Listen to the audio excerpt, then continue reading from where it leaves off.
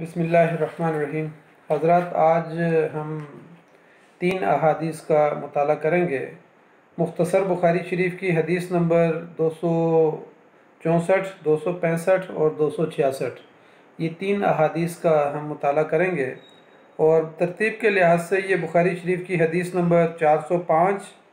410 और 415, ये तरतीब के लिहाज से बुखारी शरीफ की ये अहादीस हैं। इन अहादीस में और इसके ऊपर जो तर्जुमतुल बाब इमाम बुखारी रहमतुल्लाह अलैह ने बांधा है कि मस्जिद से थूक को बज़रिया हाथ साफ़ करना, नमाजी अपने दाएं जानिब जो है वो ना थूके, और इसी तरीके से कुफ़ारतुल बुज़ा की फ़िल मस्जिद के अगर किसी ने मस्जिद में थूका तो उसका कफ़ारा क्या है। तो ये 3 अहादीस इंशाअल्लाह भी हम मुताला करेंगे। अन अनस रज़ियल्लाहु अन्हु अन्न नबिय सल्लल्लाहु अलैहि वसल्लम रआ नुखामतन फिल क़िबलति फ़शक्का ज़ालिका अलैहि हत्ता रुइया फ़ी वजहिही फ़क़ाम फ़हक्कहु बियदिही फ़क़ाल इन्न अहदकुम इज़ा क़ाम फ़ी स्वलातिही फ़इन्नहु युनाजी रब्बहु व इन्न रब्बहु बैनहु व बैनल क़िबलति फ़ला यब्ज़ुकन्न अहदुकुम क़ब्ल क़िबलतिही वलाकिन अन यसारिही औ तहत क़दमिही सुम्मा अख़ज़ तरफ़ रिदाइही फ़बसक़ फ़ीहि सुम्मा रद्द बअज़हु अला बअज़िन फ़क़ाल औ यफ़अलु हाकज़ा। रवाहुल बुखारी। अन अबी हुरैरह रज़ियल्लाहु अन्हु व अबी सईद रज़ियल्लाहु अन्हु हदीसु नुखामति व फ़ी ज़ियादतुन वला अला अन यमीनिही। रवाहुल बुखारी। अन अनस रज़ियल्लाहु अन्हु क़ाल क़ाल नबी सल्लल्लाहु अलैहि वसल्लम अल बुज़ाक़ु फ़िल मस्जिद ख़तियतुन व कफ़ारतुहा दफ़नुहा। रवाहुल बुखारी। हज़रत अनस रज़ियल्लाहु ताला अन्हु से रवायत है कि नबी सल्लल्लाहु अलैहि वसल्लम एक दफ़ा किबला की जानिब नबी सल्लल्लाहु अलैहि वसल्लम ने किबला की जानिब थूक देखा तो सख्त नागवार नबी सल्लल्लाहु अलैहि वसल्लम को ये सख्त नागवार गुज़रा, हत्ता कि उसका असर आप सल्लल्लाहु अलैहि वसल्लम के चेहरे पर देखा गया। आप खुद खड़े हुए और अपने दस्ते मुबारक से साफ़ करके फरमाया कि तुम में से जब कोई अपनी नमाज में खड़ा होता है तो गोया वो अपने रब से मुनाजात करता है और उसका रब उसके और किबले के दरमियान होता है। लिहाजा तुम में से कोई भी बहालत नमाज अपने किबले की तरफ ना थूके, बल्कि बाएं जानिब या फिर अपने कदम के नीचे थूक सकता है। फिर आप सल्लल्लाहु अलैहि वसल्लम ने अपनी चादर के एक किनारे में थूका और फिर उसे उलट पुलट के फिर उसको जो ना मसल दिया, और फिर आप सल्लल्लाहु अलैहि वसल्लम ने फरमाया कि या फिर इस तरीके से तुम कर लिया करो। दूसरी हदीस में हज़रत अबू हुरैरा रज़ियल्लाहु ताला अन्हु और हज़रत अनस रज़ियल्लाहु ताला अन्हु से इसी में हदीस में नुखामा वाली हदीस में मज़कूर है। बाकी हदीस तो उसी तरह से है, मगर इसमें जो अल्फाज ज़ायद हैं वो ये हैं कि दौरान नमाज अपनी दाएं जानिब जो है वो ना थूके, यानी एक आदमी नमाज पढ़ रहा है तो अपने दाएं जानिब भी उसको थूकने से मना फरमाया। इसी तरीके से तीसरी हदीस में हज़रत अनस रज़ियल्लाहु ताला अन्हु से रवायत है, उन्होंने कहा कि नबी सल्लल्लाहु अलैहि वसल्लम ने फरमाया मस्जिद में थूकना गुनाह है और उसका कफ़ारा जो है उसको दफन कर देना है। यानी अगर किसी ने गलती से थूक दिया तो फिर उसका कफ़ारा ये है कि उस थूक को ज़मीन के अंदर दफन कर दे। इस हदीस से यानी इन तीनों अहादीस से जो बात हमारे सामने आती है, सबसे पहले तो इमाम बुखारी रहमतुल्लाह अलैह एहतराम मस्जिद और एहतराम किबला वो हमें समझाना चाह रहे हैं कि इमाम बुखारी रहमतुल्लाह अलैह ने यानी इससे पहले जो अबवाब लेके आए उसके अब जो आगे अबवाब चल रहे हैं उनमें किबला और एहतराम मस्जिद के हवाले से उन्होंने तस्करा किया है, क्योंकि मस्जिद ही वो होती है कि जिसमें मस्जिद के ज़रिए से किबले का तयन होता है कि एक नमाजी मस्जिद में आता है और सीधा किबले की तरफ खड़ा हो जाता है।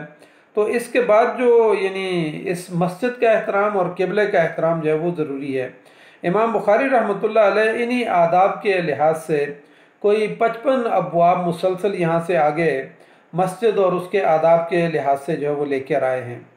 और इन अबवाब के अंदर जो है ना मस्जिद के अहकाम और मस्जिद की जो है ना उसकी सफाई सुथराई, और यानी मस्जिद को अल्लाह का घर करार दिया गया, और उसका ज़ाहिर अल्लाह का घर अगर मस्जिद है तो उसका एहतराम भी लाजिम है। अगर इसमें कोई गंदगी हो या नफ़रत आमेज़ चीज़ हो तो उसको जो है ना आगे बढ़कर जल्द अज जल्द जो है ना जितना जल्दी मुमकिन हो उसको फ़ौरन साफ़ कर देना चाहिए, और किसी खादिम का और किसी और का इंतज़ार नहीं करना चाहिए, कि क्योंकि यही नबी अकरम सल्लल्लाहु अलैहि वसल्लम की सुन्नत है। इन अहादीस के अंदर हम जो अल्फाज देखते हैं और उसमें जो है ना एक लफ्ज़ आता है नुखामा। नुखामा जो है यानी ये गले और नाक और इंसान के दिमाग से जो रतूबत उतरती है उसमें जो है ना नुखामा जो है वो सीने और गले के बलगम को जो है नुखामा कहते हैं। अगर सीने से बलगम आ रहा है और गले में से आ रहा है तो उसको नुखामा कहते हैं। इसी तरीके से एक लफ्ज़ आता है मुखातिन। मुखात जो है ना नाक और दिमाग से जो रतूबत आती है उसको जो है ना मुखात कहते हैं। इसी तरीके से एक लफ्ज़ आता है बुसाक। बुसाक जो है ना मुंह की जो अंदर जो रतूबत होती है या लुआब दहन होता है उसको बुसाक कहते हैं। तो ये तीनों अल्फाज जो हैं इनका एक ही तरह का जो है ना हुक्म है कि कोई शख्स जो है ना तो बलगम जो है ना सीने से आने वाला, ना ही गले से दिमाग से आने वाला, नाक से आने वाला, और ना ही जो है ना कोई थूक जो है वो मस्जिद में या किबले की जानिब जो है ना वो थूके। इससे ये मालूम होता है कि किबले की तरफ थूकना जो है ना वो हराम है, ख्वाहे आप मस्जिद में हों या मस्जिद से बाहर हों, नमाज में हों या नमाज से बाहर हों, तो कम से कम किबले का एहतराम करते हुए और मस्जिद का एहतराम करते हुए उसकी तरफ जो है ना थूकना मना है। बाद रवायात में ये बात आती है कि जो शख्स किबले की तरफ थूकता है तो क़यामत के दिन जब अल्लाह ताला के हुजूर वो पेश होगा तो उसका थूक जो है उसकी आँख, दोनों आँखों के दरमियान में जो है ना वो एक यानी नुमायाँ शक्ल में नज़र आएगा। ये सुनन अबू दाऊद की हदीस में ये बात आती है। इसी तरीके से सही इब्न खुज़ैमा की रवायत में आता है कि जब क़यामत के दिन ऐसे शख्स को जो किबले की तरफ थूकता है या मस्जिद में थूकता है तो क़यामत के दिन जब इसको उठाया जाएगा तो इसका थूक जो है इंसान के चेहरे के ऊपर जो है ना वो नज़र आएगा। इसी तरीके से सुनन अबू दाऊद की एक रवायत में आता है, हज़रत साहिब बिन खल्लाद जो है ना वो बयान करते हैं कि एक इमाम मस्जिद ने दौरान नमाज किबला की जानिब थूक दिया, तो जब उसने थूका तो फिर नबी सल्लल्लाहु अलैहि वसल्लम ने फरमाया कि तूने अल्लाह और उसके रसूल सल्लल्लाहु अलैहि वसल्लम को तकलीफ़ दी। तो फिर उसके बाद जो है ना आप सल्लल्लाहु अलैहि वसल्लम ने उसको जो है इमामत से माजूल कर दिया। यानी ये रवायत भी आती है कि उसको इमामत से हटा दिया क्योंकि उसने किबले की जानिब थूका, और फिर नबी सल्लल्लाहु अलैहि वसल्लम ने फरमाया कि तुमने अल्लाह और उसके रसूल सल्लल्लाहु अलैहि वसल्लम को ईज़ा पहुँचाई। इसी तरीके से जैसा कि इस हदीस में बयान हुआ है कि जब बंदा नमाज में खड़ा हो जाता है तो वो अपने रब से मुनाजात करता है, अब से अपने रब से जो है ना गिरिया उजारी कर रहा होता है, तो उसका रब जो है किबले और उसके दरमियान सामने जो है उसका रब मौजूद होता है और वो उसको देख रहा होता है, तो इसलिए सामने जो है ना वो थूकने से मना फरमाया है। दूसरी रवायत के अंदर दाएं तरफ थूकने से जो है ना मना फरमाया गया कि दाएं तरफ भी जो है ना इंसान को मना किया गया है कि वो दाएं तरफ ना थूके, इसलिए कि दाएं तरफ जो है ना नेकियां लिखने वाला फरिश्ता वहाँ मौजूद होता है। तो यानी अगरचे बाएं तरफ भी फरिश्ता मौजूद होता है लेकिन दाएं तरफ को फजीलत दी गई है बाएं तरफ के मुकाबले में, तो इसलिए जो है ना नबी सल्लल्लाहु अलैहि वसल्लम ने इस दूसरी हदीस के अंदर फरमाया कि सामने भी ना थूके और दाएं तरफ भी ना थूके। इस हदीस से ये बात भी जो है ना इस हदीस में ये इजाज़त दी गई है कि अगर किसी को शदीद मजबूरी है और उसको बलगम आ रहा है तो या फिर उसने थूकना है, तो अगर मस्जिद का फ़र्श कच्चा है तो उसको ये कहा गया है कि या तो बाएं तरफ थूक दे या फिर अपने पाँव के दरमियान जो है ना थूक दे, और फिर थूकने के बाद जो है ना उसकी नीयत ये हो कि मैंने इसको दबा देना है, तो फिर वो जो है ना उसको मिट्टी के अंदर या रेत के अंदर दबा दे। तो इस तरह की अगर या फिर ये है कि उस रतूबत को जो है ना इस हदीस के अंदर ये भी आता है कि उस रतूबत को जो है ना नबी सल्लल्लाहु अलैहि वसल्लम ने अपने कपड़े के अंदर लेके उसको जो है ना मसल के बताया कि या फिर इस तरीके से कर ले। तो इंसान को जो है ना चाहिए कि वो अपने चादर के अंदर या रुमाल के अंदर जो है उस रतूबत को ले ले और फिर उसको मसल दे। आज ज़ाहिर है आजकल के दौर में हम देखते हैं तो मसाजिद के फ़र्श जो है ना वो पुराने ज़माने की तरह कच्चे तो नहीं हैं, आजकल के तो ज़ाहिर है उसमें संगमरमर लगा हुआ होता है, उसके ऊपर दरियाँ और कालीनें जो है ना बिछी हुई होती हैं। तो ऐसी सूरत में तो लाजमन जो है ना इस रतूबत को या बलगम को जो है ना कपड़े के अंदर लेना चाहिए। और आजकल के दौर में बाज़ ममालिक के अंदर हमने देखा है कि वहाँ टिशू पेपर रखे हुए होते हैं, और टिशू पेपर लोग जो है ना अपने हाथ में ले लेते हैं या जेब में रखे हुए होते हैं, और वहाँ से इस्तेमाल करके दोबारा जेब के अंदर डाल देते हैं, और जब नमाज से फारिग होते हैं तो फिर उसके बाद उनको डस्टबिन के अंदर डाल देते हैं। तो आजकल के दौर में जो है ना टिशू पेपर का इस्तेमाल जो है ना वो किया जा सकता है, या फिर रुमाल का इस्तेमाल करके उसको जो है ना मसल दिया जाए, तो ये काम भी किया जा सकता है। इस हदीस में आया है कि सामने थूकने से इसलिए मना किया गया कि अल्लाह जो है ना बिल्कुल इंसान के सामने होता है। तो इस बात से जो है ना मुअतज़िला ने एक नज़रिया कायम किया। उन्होंने कहा कि इसका मतलब यह है कि अगर अल्लाह सामने होता है तो अल्लाह हाज़िर व नाज़िर है, हर जगह पर मौजूद है। तो इसको जो है ना ये एक जहालत पर मबनी जो है ना नज़रिया था मुअतज़िला का, और आइम्मा ने जो है ना इसको बिल्कुल रद्द कर दिया। और आइम्मा सुन्नत का जो है ना इस बात पर यानी बिल्कुल इत्तेफाक था कि अल्लाह जो है ना वो यानी हर जगह पर मौजूद होने का मतलब ये है कि अल्लाह का इल्म और अल्लाह की कुदरत जो है ना कुदरत कामिला जो है वो हर जगह पर मौजूद है।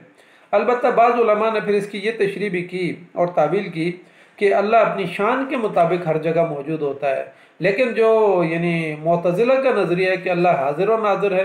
तो अगर अल्लाह जो है ना सामने हाज़िर है और दाएं तरफ हाज़िर है, तो ज़ाहिर है अल्लाह तो फिर पाँव के सामने है और फिर बाएं तरफ भी हाज़िर है। तो यानी उस तरफ थूकने की नबी सल्लल्लाहु अलैहि वसल्लम ने इजाज़त दी। तो ये एक लिहाज से मुअतज़िला का जो नज़रिया है ये एक बातिल नज़रिया है। अलबत्ता आइम्मा का जो इस पर इत्तेफाक है कि अल्लाह अपनी शान के मुताबिक और अपना अल्लाह जो है अपनी इल्म और कुदरत के मुताबिक और अपने रहमत के मुताबिक हर जगह पर अल्लाह जो है ना मौजूद है और हाजिर है। इन अहादीस मुबारक से ये बात भी साबित होती है कि थूक और बलगम जो है यानी इस बात से ये साबित होता है कि थूक और बलगम और नुखात ये सारी चीज़ें जो हैं चाहे वो दिमाग से आ रही हैं या गले से और यानी सीने से आ रहा है बलगम तो या थूक है, तो ये पाक है। क्योंकि नबी सल्लल्लाहु अलैहि वसल्लम ने उसको कच्ची मस्जिद के अंदर जो है ना रेत के अंदर दबाने या अपने बाएं तरफ फेंकने या फिर अपने कपड़े के अंदर लेके मसलने की इजाज़त दी है। तो इसका मतलब यह है कि ये बलगम जो है वो पाक है। इस हदीस से ये बात भी सामने आती है। इसी तरीके से इस हदीस से ये बात भी सामने आती है कि जब नबी सल्लल्लाहु अलैहि वसल्लम की तबीयत मुतहरा को जो है ना ये बहुत नागवार गुजरा, तो आप सल्लल्लाहु अलैहि वसल्लम उठे और उसको खुरुज दिया। और फिर बाद रवायात के अंदर ये बात भी आती है कि आप सल्लल्लाहु अलैहि वसल्लम ने कंकर लेके जो है उसको जो है ना खुरुज दिया था अपने हाथ के साथ। और बहरहाल ये जो नबी सल्लल्लाहु अलैहि वसल्लम ने खुद यानी नागवारी के बावजूद नबी सल्लल्लाहु अलैहि वसल्लम ने सहाबा इकराम को नहीं कहा कि आप जाएं और इस बलगम को साफ़ करें, बल्कि आप सल्लल्लाहु अलैहि वसल्लम अपने नफीसुत तबाह होने के बावजूद आप सल्लल्लाहु अलैहि वसल्लम खुद उठे और अपने हाथ से जो है ना इस बलगम को साफ़ किया। और ये हाथ तो ज़ाहिर है वही है जिसके बारे में अल्लाह ने कहा कि वमा रमैत इज़ रमैत वलाकिन अल्लाह रमा, कि जब नबी सल्लल्लाहु अलैहि वसल्लम ने वो मिट्टी फेंकी थी तो कहा कि जब आप मिट्टी फेंक रहे थे तो आप नहीं फेंक रहे थे बल्कि अल्लाह ने उसको फेंका था। और फिर इसी तरीके से जब सहाबा इकराम आपके हाथ पर बैत करते थे तो अल्लाह ताला ने कहा कि यदुल्लाह फौक ऐदीहिम, के अल्लाह का हाथ आप लोगों के हाथ के ऊपर है। यानी नबी सल्लल्लाहु अलैहि वसल्लम के हाथ के ऊपर सहाबा इकराम का हाथ और उसके ऊपर अल्लाह का हाथ होता था। फिर इसी तरीके से फरमाया कि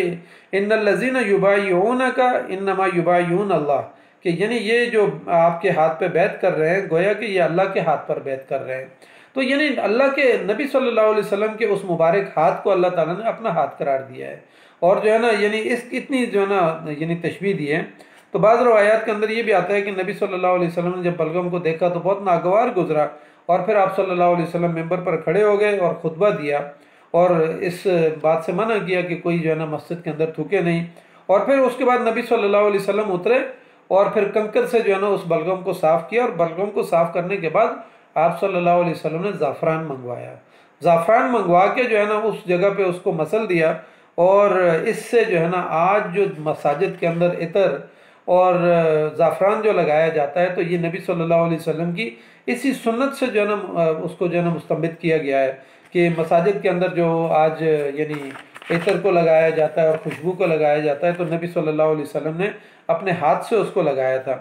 फिर इसी तरीके से इस दूसरी हदीस के अंदर जो है ना ये बात आती है, नबी सल्लल्लाहु अलैहि वसल्लम ने फरमाया कि मस्जिद के अंदर थूकना तो जो है ना वो गुनाह है। और जब इंसान थूक देता है तो थूकने के बाद उसका कफ़ारा क्या है। अगर कोई मस्जिद में थूक देता है या किबले की तरफ थूक देता है तो फिर उसका कफ़ारा नबी सल्लल्लाहु अलैहि वसल्लम ने फरमाया कि उसको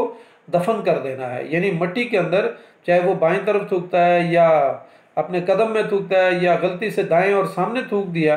तो फिर उसका कफ़ारा ये है, ज़ाहिर गुनाह तो हो गया, उससे गुनाह सरज़द हो गया, तो अब उसका कफ़ारा ये है कि उसको मिट्टी के अंदर दफना दे, यानी बलगम है या थूक है या नुखामा है, जो कुछ भी है उसको जो है वो मिट्टी के अंदर दफना दे। इस पे जो है ना, यानी अल्लामा नवी ने ये फरमाया कि उनके नज़दीक यानी हालत नमाज में और मस्जिद में थूकना बहरहाल गुनाह है, और ख्वाह जो है ना वो दफन करने के इरादे से करे या ना करे, लेकिन अगर उसको दफन कर दिया तो वो उसके गुनाह की तलाफ़ी कर देता है। इस हदीस के से जो है ना ये खुलासा हमारे सामने आता है कि अल्लाह को और फरिश्तों को और ख़ुद नबी अकरम सल्लल्लाहु अलैहि वसल्लम को और फिर इंसानी तबीयतों को जो है ना ये गंदगी और बलगम और नुखात और थूक और इस तरह की बाकी जो गंदगी चीज़ें गंदी चीज़ें होती हैं, वो इंसानी तबीयतों को नागवार हैं। तो यानी ऐसे कामों से इंसान को बचना चाहिए कि जिसकी वजह से आपके पड़ोस में जो बंदा खड़ा है उसको जो है ना नागवार गुजर रहा हो, या बाकी इंसान जो है ना उसको बाद में देखें तो उनको नागवार गुजरे, तो इन कामों से मना किया है जो इंसानी तबीयत को चीज़ जो नागवार होती है। फिर इसी तरीके से उसके मुकाबले में ज़ाहिर है कि इंसानी तबीयत जो है ना सफाई और सुथराई और पाकीज़गी उसको पसंद करता है। तो इसलिए नबी सल्लल्लाहु अलैहि वसल्लम ने यानी सफाई और सुथराई को निस्फ ईमान करार दिया है। तो इस हदीस से जो है ना हमें हमारे सामने ये बात सामने आती है कि हमें अपने उमूमी माहौल के अंदर भी सफाई और सुथराई को रखना चाहिए, अपने ज़ाहिरी बदन को और कपड़ों को भी साफ़ और सुथरा रखना चाहिए, अपने जिस माहौल के अंदर हम रह रहे हैं उसके अंदर भी हमें सफाई और सुथराई रखनी चाहिए। और इसी तरीके से जहाँ मस्जिद में जाके हम नमाज़ पढ़ते हैं तो अपने अमल से जो है ना कोई गंदगी वहाँ फैला के ना आए, बल्कि वहाँ पे जब हम वज़ू कर रहे हों, तहारत कर रहे हों, तो अपने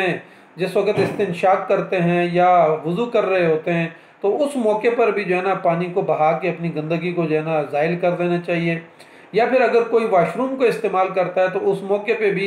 पानी का जो है ना इस तरह से इस्तेमाल करे कि गंदगी उसके बाद किसी आने वाले को नज़र ना आए। इसी तरीके से मस्जिद के अंदर एक आदमी जो है ना नमाज़ पढ़ रहा है या अपने उसने कपड़े इस्तेमाल किए हैं, जूते इस्तेमाल किए हैं, जो चीज़ भी है, तो उनके अंदर सफाई और सुथराई और गंदगी से बचने का अहतमाम करे और सफाई और सुथराई का अहतमाम करे। तो अल्लाह ताला से दुआ करते हैं कि अल्लाह ताला हमें इन अहादीस को, जो आज 3 अहादीस हमने मुताला किए हैं, इनको समझने की तौफीक अता फ़रमाए, और इन अहादीस के ज़रिए से जो ज़ाहिरी तहारत की बात हमें सिखाई गई है, तो अल्लाह ताला इन अहादीस के ज़रिए से बातनी जो रूहानी तहारत है वो भी अल्लाह ताला हमें अता फ़रमाए। जज़ाकल्लाहु खैर। अस्सलामु अलैकुम व रहमतुल्लाहि व बरकातुहू।